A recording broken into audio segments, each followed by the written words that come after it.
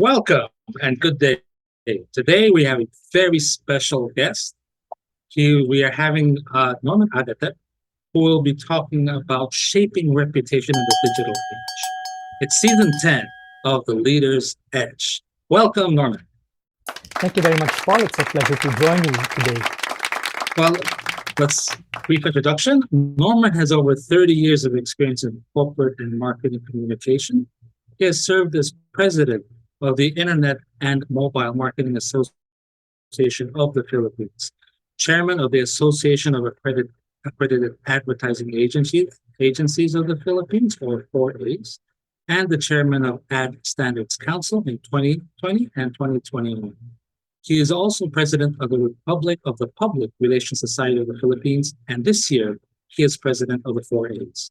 Norman is a frequent speaker on such topics as integrated marketing communication, creating brand stories, corporate social good, and crisis communication.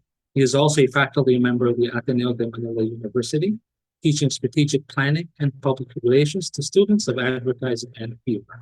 Norman is a recipient of the 2017 CEO Excel Awards given by the International Association of Business Communications, or IABC Philippines.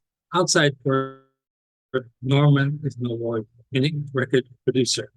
This is a fantastic background, Norman. Maybe you can tell us a little more about yourself. Well, really, my day-to-day life is revolved around running the family business, which is a integrated marketing communication agency with expertise in corporate reputation, advertising, and digital marketing. So that would be Grupo Agatep, which was put up by my father. And a lot of therefore what I do on a daily basis is servicing the needs of clients with regard to marketing and corporate reputation. However, I am also currently president of the 4As, or as you mentioned, the Association of Accredited Advertising Agencies in the Philippines, and I serve in the board of the Public Relations Society of the Philippines currently. So it's a very busy life that I enjoy, but I do want to contribute back to the industry that I've been serving for the last 30 years. And that's why I sit on those boards too, apart from the business that I run.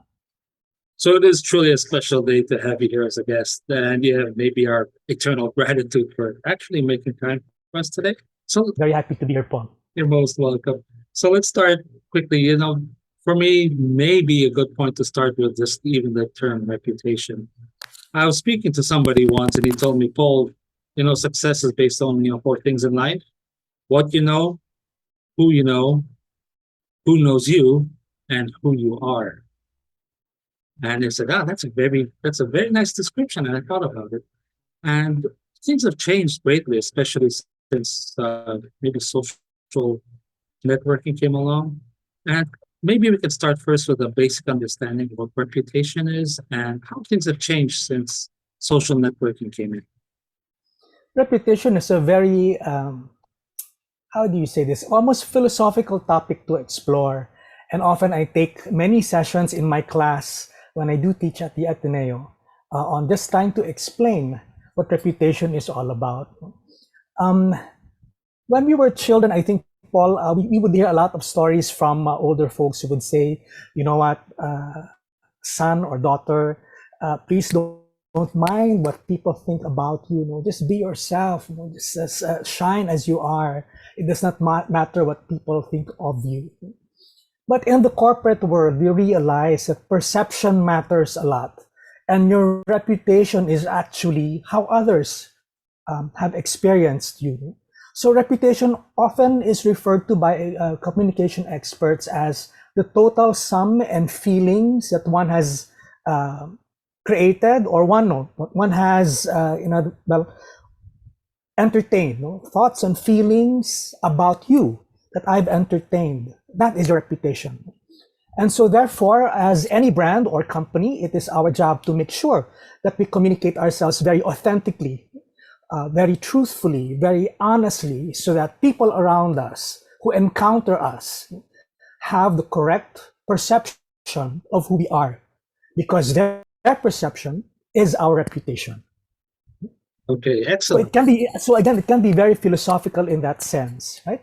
So a lot of what we do as PR professionals or people who are involved in corporate communication is to make sure that we craft truthful narratives about ourselves so that people understand us better and they have therefore in their heads an accurate picture of who you are.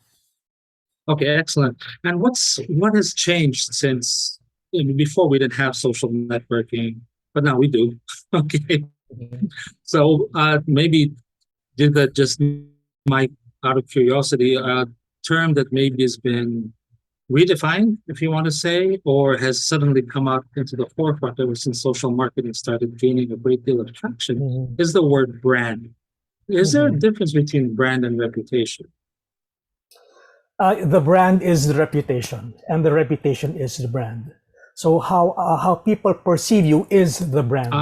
Okay. And therefore, I would say that branding would be, again, communicating yourself as authentically as possible so that people have the correct perception of who you are, have the correct idea of what your reputation is all about. So they're all very, they all exist synergistically, I believe. So reputation is the brand, brand is the reputation, but also how in whatever way that your stakeholders perceive you, that is your brand, that is your reputation as well. Yeah, that helps me clarify things. Okay, because sometimes I feel like the brand, I can just say I'm the guy with gray hair. That's my brand. Okay, but it doesn't necessarily add up to my reputation. But thank you. Go ahead. Yes. Yeah, I was just going to say that. Yeah, if you perceive yourself as the guy with white hair or gray hair, but we as the people around you see you differently and go beyond your physical attributes and see you as a totally different person, not necessarily defined by your hair. That is the brand. What we see of you is your brand. And it's possible for you to have a different perception of yourself, but that is not necessarily the brand. No? It's what people collectively see you as. Okay. So going back to the initial story about, be yourself. Don't worry about what others think. Because go ahead. You're going to say something?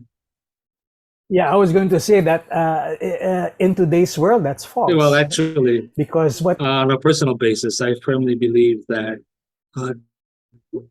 you can say that you've succeeded in life when how people perceive you matches how you perceive yourself. Okay. Yeah. Just to add, for example, if somebody says, I'm a great catch, no, but you're not the one supposed to define what the great catch is, right? It's the people who see you, who will be the judge of that. So what are some of the basic challenges now? Because of course, social networking has brought in a great deal of maybe noise into the whole situation. Okay. And, yes. Well, what are the challenges now compared to before we had social networking? Well, because of the digital age or the information age, before that, PR professionals and communication professionals in general would think that communicating is almost like a one-way street. I announce to you who I am and you accept it as that. I write a press release and it comes out in the newspapers and you read that and you absorb it.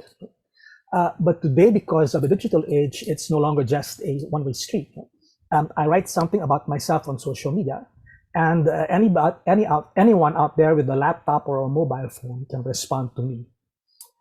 That didn't happen before. So I would have a piece of advertising on television. You just sit passively and watch that. But now, because of social media, you have the capacity as any regular consumer to interact with the brand. The big difference, therefore, is because you, for example, as a consumer, can talk to me as a brand through social networking or through social media. Other consumers can also see what you post about me. You have the capability to make or break my brand. So while before I thought I was the sole custodian of my brand, anybody out there with a laptop or a mobile phone who has the capacity to either praise me or criticize me is also shaping the brand for others to see. And so if you say something negatively about me and it so happens you have 1 million followers, What you collectively think about me becomes very important. That's my reputation Oh, amongst all of you. so given that situation, you there seems to be that a sense of you losing control. Absolutely. Okay. I think public relations right now is all about giving or putting back the public into public relations. Uh, there was a time when shaping corporate reputation seemed like the duty of the PR professional, but everybody out there is a co-creator of your brand. You're actually digital has empowered everyone to be media and to have a voice and to therefore, again, as I mentioned, make or break a brand that they've experienced in the real world. This seems like it's like you're facing an impossible situation. Okay.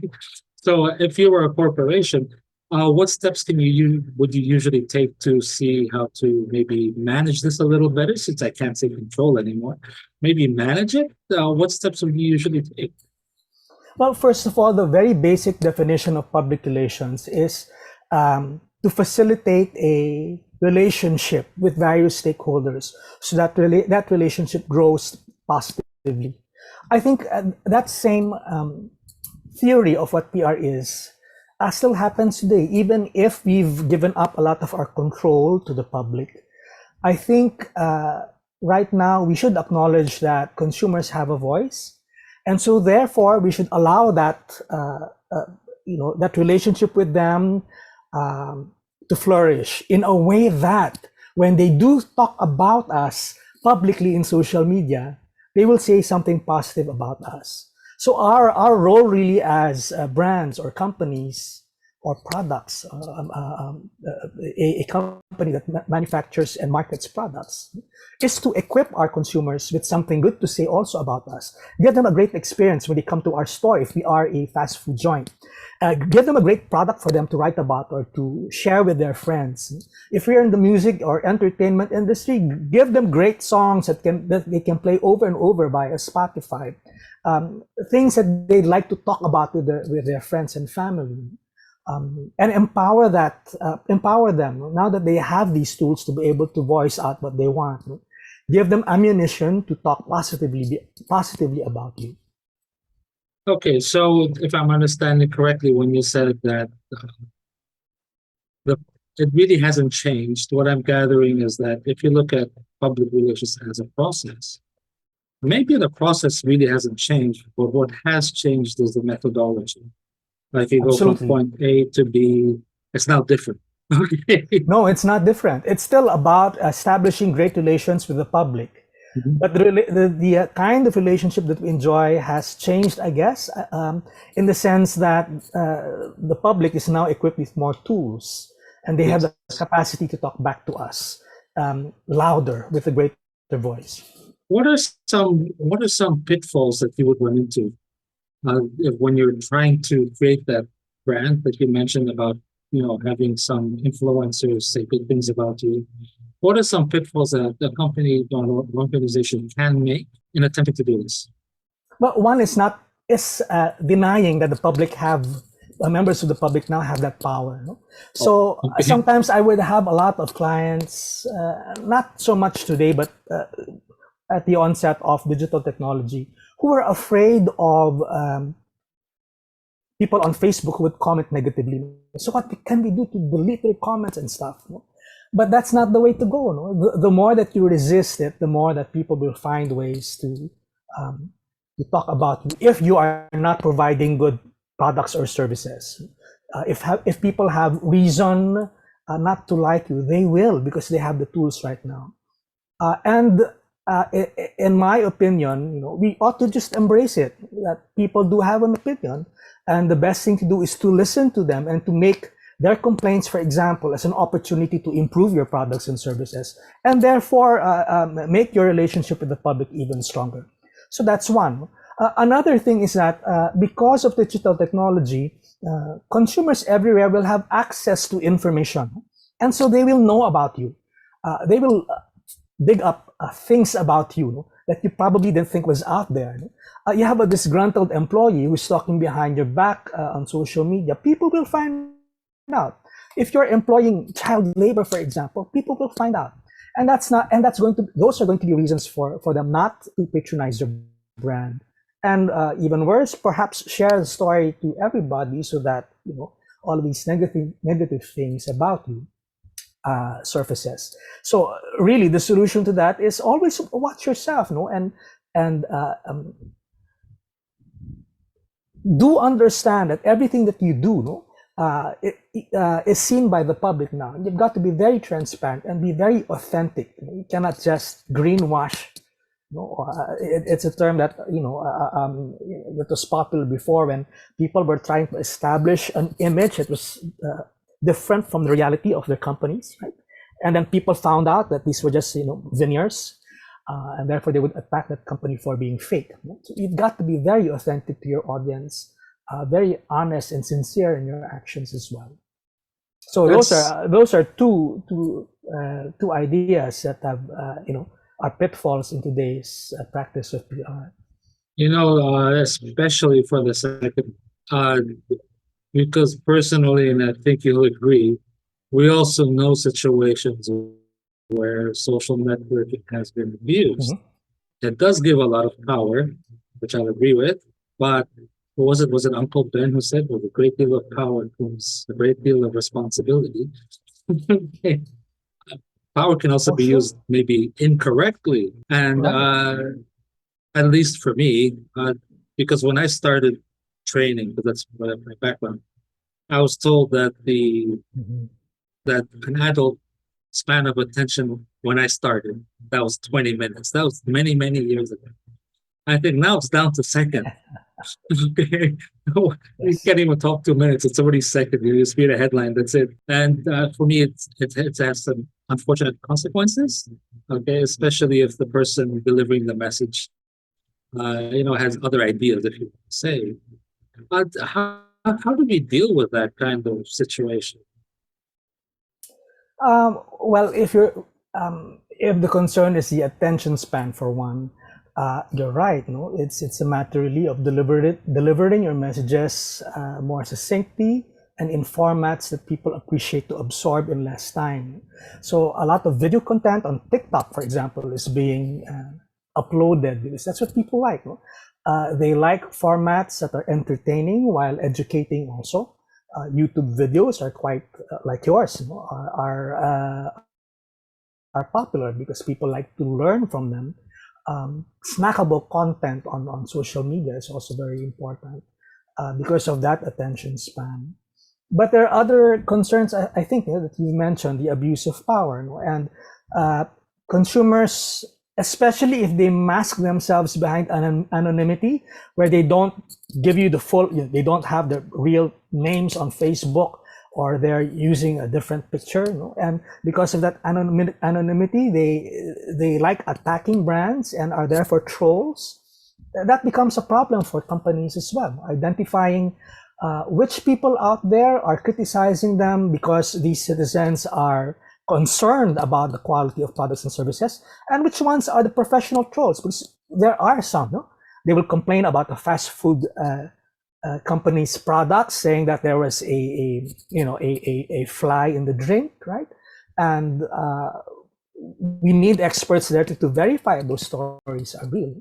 And so it does become a problem amongst members of a professional, of a PR team or corporate communications team of a company, to deal with trolls who do exist and who do abuse their power on the internet. That's interesting, because something I noticed, especially when you said before, if you don't embrace it, you'll say, let's get rid of the comment.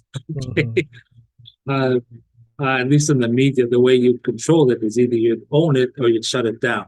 Right. Okay, that was the way you control it. I said, now you can't control it. So what I'm seeing is what they do is they flood you with so much information, you don't know what's true. Okay, and you get a little confused yourself. Okay. So, with an attention span of 20 seconds, and you see all this information in front of you, you don't know which is true. So your unconscious bias will probably just align with whatever you like to hear, if you want to say. Okay, now again, for me, there's a situation that's happening now. Okay, And I think you already mentioned a little bit how best to manage it. Okay. It's really, really interesting. Now, here's something, maybe it's a little more on the ethics side of the whole Okay. thing, because I've been working with corporations for too long. I've worked for a corporation. And for me, essentially, it still all boils down to money. Mhm. Okay. Simply because that's what's measured at the end of the day. Mhm. When you go to the stock market, they don't measure your quarterly empathy result, they measure your quarterly better result. Mhm. Okay. So again, it's there. And so when there's money involved in it, uh, it's easy for me to maybe go down the wrong ethical path, if you want Mhm. to say. Mhm. Let's define ethics first to be sure, because ethics I understand is knowing what your rights are and Mhm. knowing what the right thing is to do. Okay. So I mean, if you're in a situation where you're being attacked by what you perceive as a not ethical entity, if you want to say, how do you deal with it? All right. So if it can work both ways. Let us say I'm a consumer, right? And you're a business and you're interested in profits, of course, and raise and growing your business, but you're doing it in a way that's unethical. Um, Consumers right now who are armed with a laptop or mobile phone will be able to see through you. They can already spot companies uh, that are unethical or have been doing some practice that should not be done. No? So as a consumer, for example, no, and if let us say you have poor employee engagement, and you are maltreating some of your own employees, that will surface. There have been a lot of case studies, crisis communication companies, where employees of their own companies who have been employees who have not don't believe who no longer believe in the companies that they work for or work with, realize that there's something wrong with the companies that they work with, will tell a friend at the bar what happened, how he was maltreated, why, for example, women are not given the same opportunities as men. She might mention that over a cup of coffee with her best friend. That could spread later, and one of her friends is on social media and blows it up on social media. Because we are equipped with these with digital information, it's so easy for stories like that to gain traction. And that's why, again, it's very important for companies to practice ethics and to also communicate that they're practicing ethics. Um, Consumers these days are no longer just happy with the coffee they buy from Starbucks or the burgers they purchase at McDonald's. They will not subscribe to or they will not purchase your products if they find out somehow through information that they receive vicariously through friends or through the internet or experience that they themselves experience with your brand. If they do not like any aspect of your brand, they will stop patronizing you and you lose your business. So the only way forward really as a business is to practice ethics and to communicate that you're doing it. So people understand, so that, it helps shape your reputation in the minds of consumers.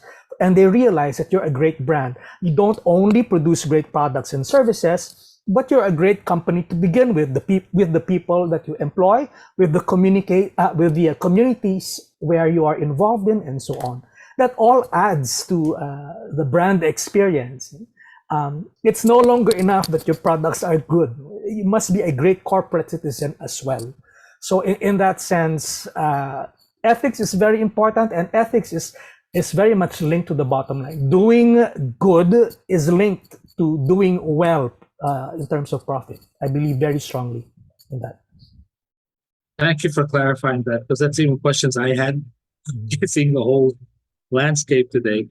And you did mention you talk about companies. Maybe you can discuss some companies here that are doing it right, and what steps have they taken that are getting the results that they need. A lot of manufacturing companies, for example, are reevaluating their contribution to the planet and how they are helping to save Mother Earth. They are reinvestigating the materials they use for packaging and the amount of waste, for example, that they are dumping into the world. They're very careful of that now. I've seen recently some, for example, shampoo products whose bottles also dissolve with the shampoo, so that there's no packaging that's wasted and that contributes to landfill. There are many companies like that now, the use of eco bags, etc. So there are many ways, or there are many opportunities for companies to be able to contribute, and to do good. So saving the planet is one. Very much talked about these days also is DEI, diversity, equity, and inclusion, making sure that your company is well presented, gender equality is respected, and so on. Because again, a lot of the experiences of people who work in these offices who are not experiencing equality, those stories leak out, and they add to our impressions of those companies that they're Okay. working for. Let's throw a theoretical question out there. I don't know how many of our audience, I'm sure you know, I know, and I'm sure Dino knows, the situation that happened with the ever famous Tansana 349. Okay.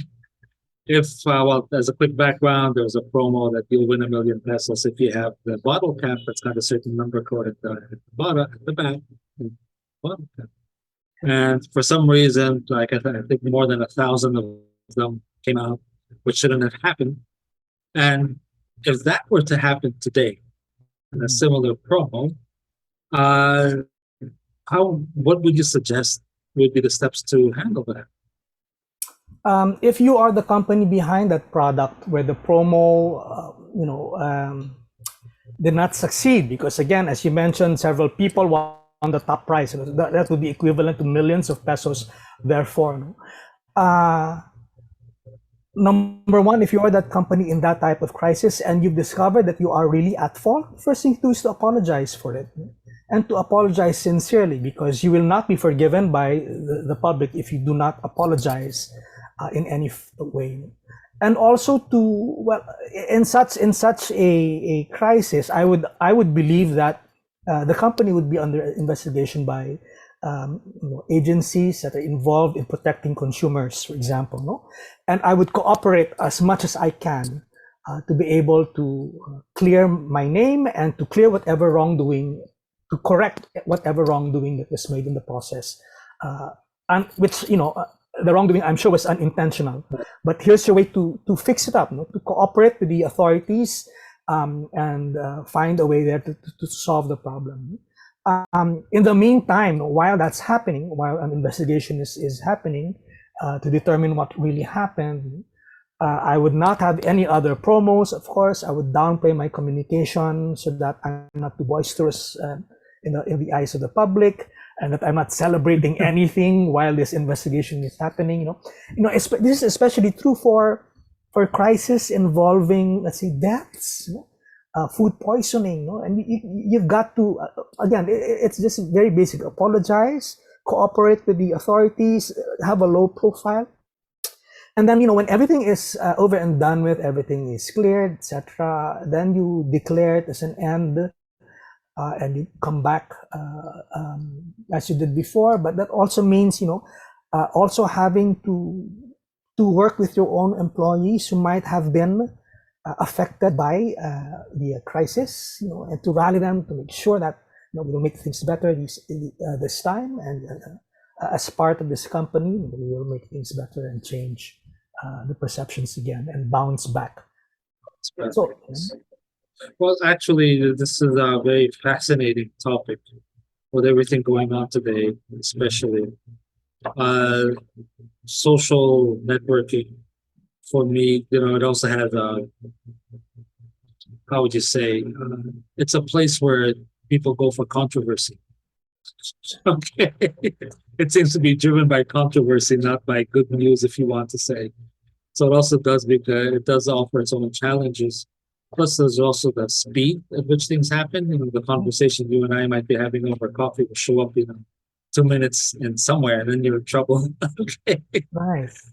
So Let's try to look a little further into the future with the metaverse around the corner. How do you think that will impact things? Well, we've seen this happening already, So a lot of crisis is, in fact, seen first by consumers, and they are seen Yes. by the brands themselves. So you have, let us say, a guy in a plane waiting for.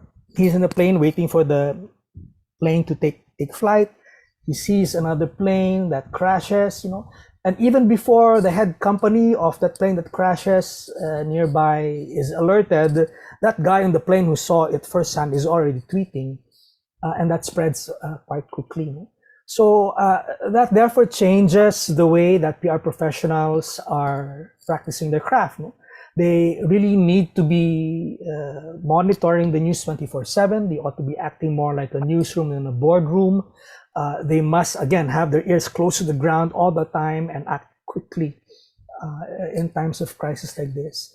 And that will continue into the future. What I do see also happening, that's perhaps no. What I do see that will happen, that's we're already having a glimpse of it these days, is consumers will be a little more skeptical of brands. Here's the thing. Decades back, digital was very new, and companies were transitioning so that they could become more digital, digitizing everything, the processes and procedures within. But now everybody is already on digital space. Now it's no longer, it's expected that you're in digital space. So much so that brands are really finding ways to use the technology to be able to engage consumers more meaningfully. Examples. So you would have, let us say, a clothing shop, right? And we saw this during the pandemic, where you don't have to come to the store. Just with your mobile app, you're able to measure measure the width of your shoulders, the length of your torso, etc., through that mobile app that captures your images, right? And you just rotate around the camera. So the app now captures your measurements, and then you go to the store and click on the style of the shirt or pants that you like and the colors that you prefer, and the clothing will be delivered to you. That's because consumers are readily giving up information about themselves to these companies. Another example, some hotels around the world, they put out a survey before you book online. They find out what is your favorite cocktail, what are your favorite snacks, what is your definition of recreation, right? And you enter the hotel, maybe in Europe, and upon entry in your room, you find magically your favorite snacks in the ref. There is a card on the desk saying that, join us for cocktails. This is your favorite cocktail at 6 p.m. And by the way, we know you're interested in these types of recreational activities.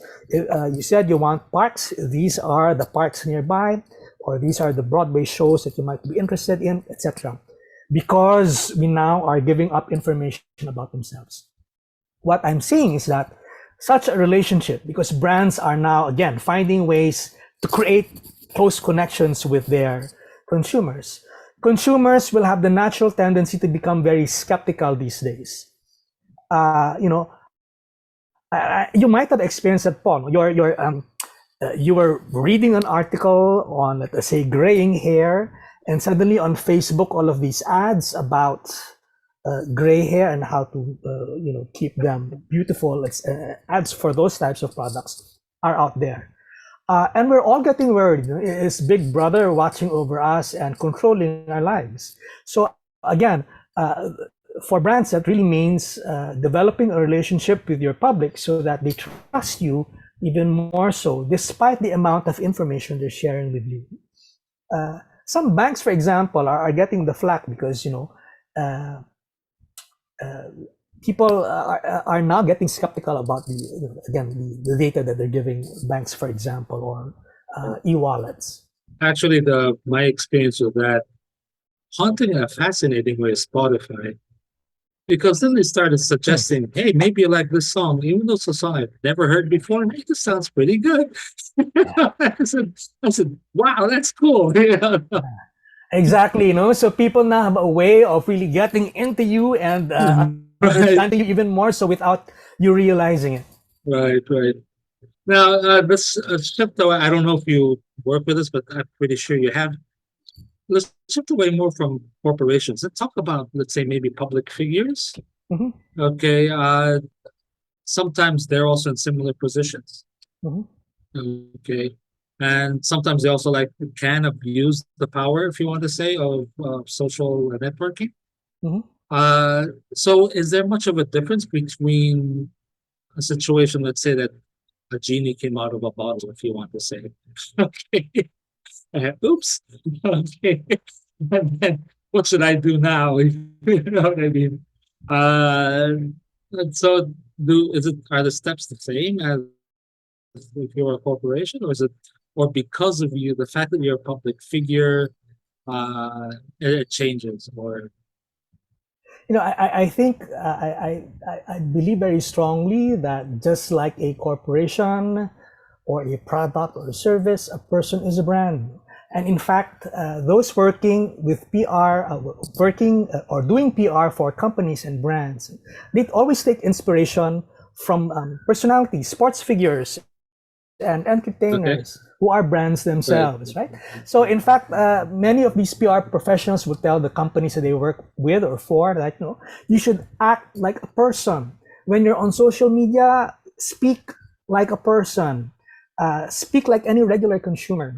Um, if you are a beer brand, talk like the friend that that consumer might be speaking with at the bar, and so on. So we do take inspiration from people who are brands themselves. That said, the reverse is true. No? So if you are a sportsman or an entertainer or a singer and you are involved in the crisis, it's the same thing. Same process is done. Communicating both a company and a person would essentially be the same and would follow the same practices, especially as digital technology is present. So it also boils down to, you know, we're not in the business of shaping images. It's really communicating realities now. No more greenwashing. Always listen to your consumers, understand them, speak their language. Don't control them, collaborate with them instead. So it's the same thing for brands and for people who you are know, brands too. before social networking and everything, when you lost your reputation, it was very difficult to get it back, or almost impossible. Sorry, it was It almost was impossible to. impossible, or to get back your reputation. Okay. Uh, Today with social networking, something I definitely noticed is you can lose your reputation instantly and in a bat of an eye, literally. Before social networking, maybe it would take a couple of months of investigation, and you could do what you Yes. can to try to prop it up. But today, you can literally lose it in the wink of an eye, if you want to say. Uh, Yes. but gaining it back, is it is it also, no? Can you, does it come back quicker, or is it, is it something that you don't even want to try, or just come back as a completely different person? I don't know. I don't know if there is a prescribed amount of time to. I mean, I guess it all really depends on the type of crisis, a small one or a big one, the response of the company to that crisis. That also, I guess, determines the length of time that people will Right, forgive you. Let's talk about, for example, I mean, we were talking about the Tansan right. crisis before. About the same period, there was a Tylenol case, of course, a very, Yes. very prominent case where seven, if I'm not mistaken, about seven people were killed due to cyanide that was found in the pills. Um, and so from a 33% market share that Tylenol or Johnson & Johnson, the company behind Tylenol at the time, was enjoying, from 33% of market share, they dropped to zero overnight. That can't get any faster. You know? As soon as people heard news of the poor victims who died as a result of the cyanide poisoning, nobody anywhere around the world would buy, even if the pills were only in one state. I mean, I was in the Philippines and I wouldn't buy Tylenol anymore, right? But uh, um, uh, ironically, J&J did not have a crisis plan. What they did have was a credo, and they believed that the responsibility was to the consumers who bought their products. And therefore, if it meant pulling out millions and millions and millions of cartons of Tylenol, then they would do it, and they did so. Right? They did so.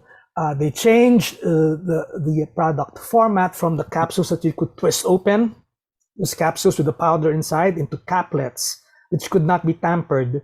And then those bottles now had a foil seal plus a cap that was difficult to open. They did that in such a short time, and lo and behold, after the change in product format and packaging, Tylenol increased its market share from 0 to 46%, even higher than before the crisis. It was because of I think, the type of responses Tylenol made. They understood very well that the responsibility was to the consumers who believed in them. And this was not anymore a problem of efficacy of product. It was a problem of trust with regard to packaging and product format, which they addressed very quickly. And because they addressed it very quickly, people were willing to forgive them very quickly as well. So today it's much faster. I think the news would spread quicker. As soon as someone died from that pill, maybe someone would post that already on social media, even before reporters would come to the home of the deceased. The news would probably spread much faster. But the ability to overcome that crisis really depends on the company and how willing that company is to correct things quickly, that the crisis could be quelled. So if I'm understanding this correctly, I mean, crises always happens regardless, no matter how much you talk. But if your basic, maybe disaster action plan, if you want, is to be as authentic as possible, address the situation as quickly as possible, to the accountability span that you have. Yeah. Chances are that you'll also be forgiven quickly. Yes, if your response is, I don't think that's not true. You're denying it, for example, or you're refusing to cooperate, or you're not realizing that the crisis is as big as it really is. If those things are occupying your mind rather than the urgency to help and to correct things, then if that is your type of response, then don't expect to be forgiven immediately as well either. Okay, that makes sense. In many ways, you're restoring my faith in PR, if you want to say, because I've seen PR used the wrong way in so many different situations. And good thing I'm talking to you. Okay, because I remember there was one about there was a product advertising skin whitening, and it portrayed that if you're not white, you're a lesser person. If you want to say, and it's all over the billboards. I said, "What's that?" I go, and that was fairly recent. Okay. No, well, you know what? I remember we're probably not so far apart, Paul, you and I. But I remember that case also early in the 90s when the first skin whitening product was out there, and people were, up in arms saying that, why do we need to be white? But now, come to think of it, there are even more skin whitening products now, and people are respecting, I guess, the decision of others to want to be fairer. Right. It's not as big an issue as it was before. In the same token, anybody is free to tan himself or herself when he or she goes out to the beach, and so his or her choice. There's one fascinating example. Actually, it's more of a puzzling example. If you look at Mr. Musk, okay, he recently bought Twitter. You look at his company Tesla. I mean, financially, I know it's not doing well. Okay, yet people seem to be supporting it and buying into it. So what happened? And what do you think happened in that case? How was he able to keep that going? To be frank, Paul, I'm going to have to understand that more. Right. No, I'm also confused by it right now. But you're right. There ought to be some reason for that phenomenon. You know, it's well, they say that it's his vehicles take long to deliver, but globally speaking, because of the chip shortage in the US, it takes forever to get a vehicle anyway. So Right. maybe he's lucky in that sense. Uh-huh. But there's still a lot of question marks about the whole thing. How he manages to keep his maybe reputation or aura going. Uh, True. No, yes, go ahead. but I guess it also helps. I get that he's such a public figure, and people are fascinated by the way he carries himself and stuff. Yeah, you can be. He can be fascinating Yeah, that yeah, way. definitely. Because people watch him. You want to say definitely. Um, we can keep on going forever here. Okay. My biggest question mark, and I always ask this question about technology mainly and social Mhm. media. Oftentimes, when a new technology comes up, we like to say, "What can technology do for us?" That particular technology. But I say, I think you're asking the wrong question. The question you should be asking, what is technology doing to us? Mm. Okay, so from a PR point of view, what has social networking done? I'm sure there's a good and a bad. Yeah. Technology has done a lot of good and not so good, admittedly. Like any type of technology, and as you mentioned, our use of technology can empower us or can abuse us. That's the same with digital technology through the internet, I believe too. No? So it has empowered us with information.